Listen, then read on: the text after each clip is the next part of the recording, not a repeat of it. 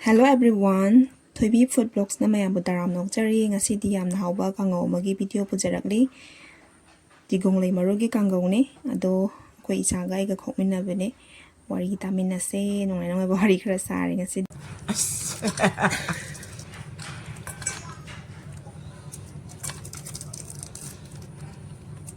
Panising home mani ini.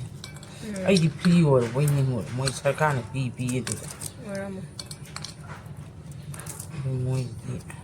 Iya mata ka tharo. Shower.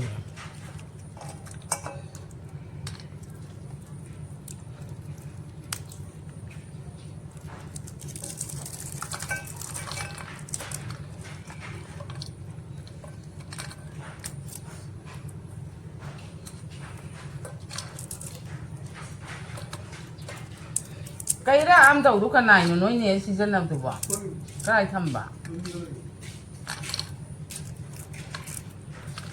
Chigonglei khokpa loire aduga sina kolamni tokthraga haina badune bako do manbadi ularoige duga numidangi kanghou ne machal ge sida leire tilau channam sing khajing akangba mangal apopa tokthra suibado sida leire duga mathang mathang ngobagi video utarage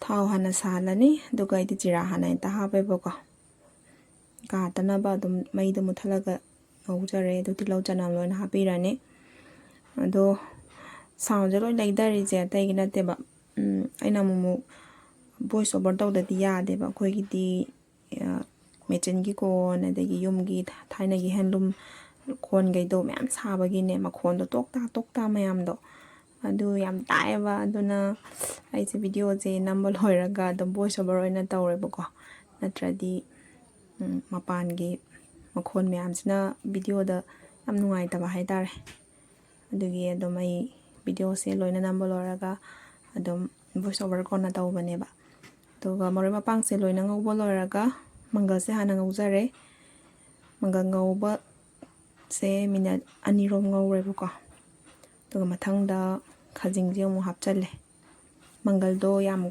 krem lawno ngawbo do adudo aidi kya pamde bako kitang thodak na ngawbo do adu pame duga topa ngasai churang maina te kolam ni dagi chigonglei maru kai do loi hapchalle video do namamdre bako poster lai lerame hangawrba matungda machu moro machal loina hapchalle pamjaba changi moro dum hape are to kangaudi moro kitang satak tawraga na hawidana dugi matungda pamjaba changi thum hapchalle sigi khongau se amutang ngawraga yengune mayam su sabudi loina chanaramane bako do aigi se so amtang try tawraga yengbiyo yamna hawbane toga sogri thongba amaga pare sogri thongba dodi utre bako mayam smaina chigonglei gi kanghou aigi video sibu ahan mathengni bibu orakadi subscribe to sambiramo thank you